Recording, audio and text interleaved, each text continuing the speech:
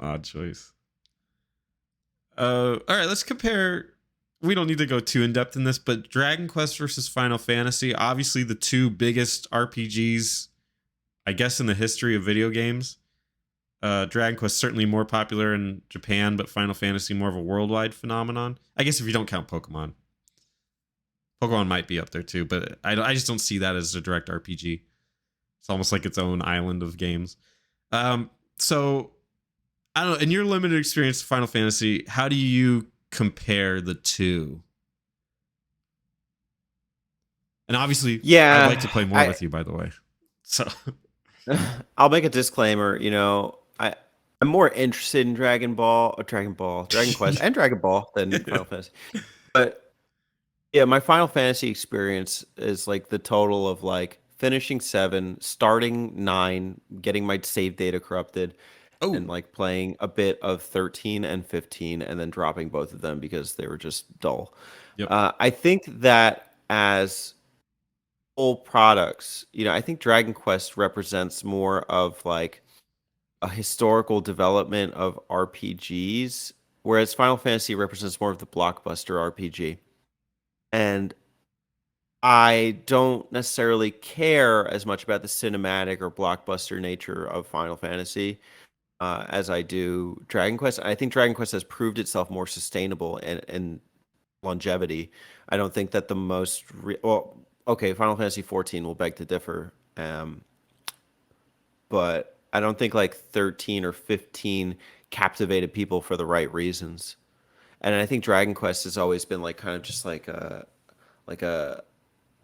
pipe dream. It's like when one comes out, there's like this kind of like no way, like we're getting a Dragon Quest, and so I always feel like more warmly towards Dragon Quest games than I do Final Fantasy.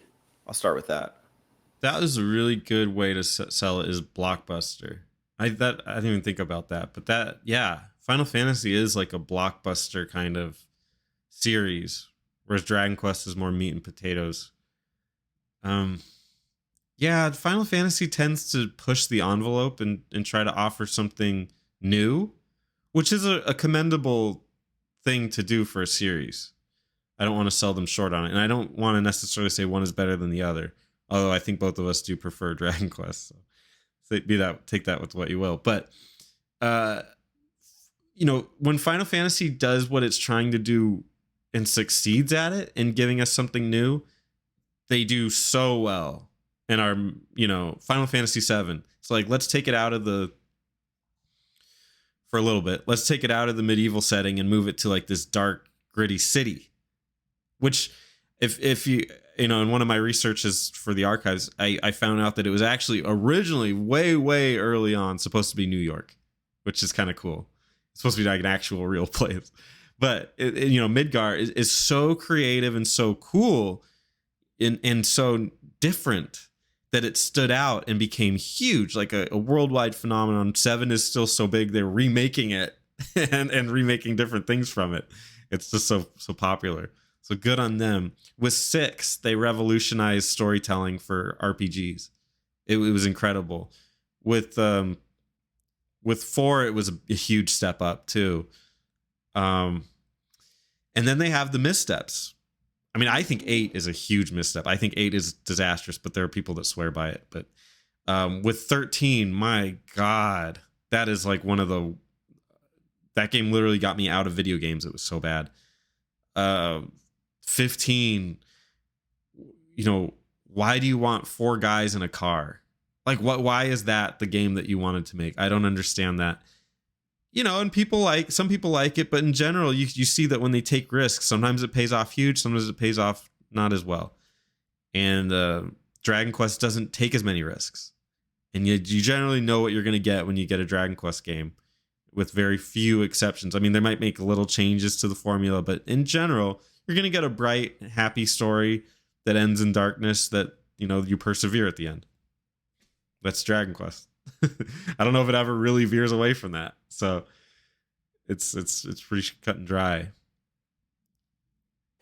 For the most part, I think like the best of the series represents the work of an auteur or like an artist. And I don't just mean a Toriyama. I just mean like it's like an art film. Hmm. You know, everything's very deliberate and very intentional. There will be no missteps in like a core Dragon Quest storyline. You know, I think everything kind of comes full circle. Hmm. You know, when you play Dragon Quest, and with Final Fantasy, it is more of a risk taking adventure. Even 7 is risky in some regards. If you look at the original, I mean, it's just like let's throw every single craziest thing we can into the story and just see what works. And you know, and some of it is heartfelt, you know, and then some of it I don't know.